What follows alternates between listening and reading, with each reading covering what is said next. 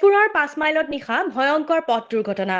এজন নিহত হোৱাৰ লগতে আন এজন গুৰুতৰভাৱে আহত হয়। যোৱা নিশা বৰঘাট থানাৰ অন্তৰ্গত 5 মাইলত সংঘটিত হয় এই পথ দুৰ্ঘটনা। স্থানীয় ৰাইজে জানিব দিয়া মতে AS12AG/9195 নম্বৰৰ বাইকৰ সৈতে দুজন পৰি থকা অৱস্থাত প্ৰত্যক্ষ কৰি আৰক্ষীক খবৰ দিয়ে। দেখা গৈছে যে চকীঘাট দলঙৰ পৰা এই দোলাবাৰীৰ পৰা যিটো 4 লাইনযুক্ত ৰাস্তা গৈছে, এই ৰাস্তাটোত অচিনাকি গাড়ীয়ে বেলেগ গাড়ী খুন্দিয়াই বা বাইক আৰোহীসকলক খুন্দিয়াই গুচি যায়। কিন্তু এই ক্ষেত্ৰত আমি ক'ব খুজিছোঁ যে শোণিতপুৰ আৰক্ষী চকীক অনুৰোধ জনাওঁ যে এইটো প্ৰশাসনে যাতে অলপ কাণখাৰ বিহিত ব্যৱস্থা কৰে, যাতে খুন্দিয়াই থৈ যাতে যাব নোৱাৰে।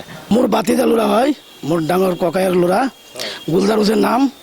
এই 4 মাইল ওলাইছিলে বেলেগ তাৰ পাৰ্টনাৰৰ লগত। এই পথ দুৰ্ঘটনাত অচিনাকি গাড়ীয়ে মাৰি দিয়ে খুন্দা। তাৰপিছত আমি চিভিলত আনিলোঁ, আনি পেলাই IC ৰুমত সোমাইছোঁ। 10 মিনিট পিছত ল'ৰাটো ডেথ হৈ গ'ল। এই দুটা ল'ৰাই আহিছিলে ৰাতি 8টা বজাত ইয়াত 4 মাইল আহিছিলে। 4 মাইল আহি কিনি ঘৰত যাওঁতে পিছত বলেৰো পিকআপ আহিখিনি মাৰি দিছে। না দেখা পোৱা নাই, আমি গমেই পোৱা নাই। চিনাক্ত গাড়ীয়ে মাৰিছে, আমি গমেই পোৱা নাই। পিছত থানাৰ পৰা ফোন কৰিছে মানুহ এক্সিডেণ্ট হৈছে বুলি, পিছতহে গম পাইছোঁ আমি।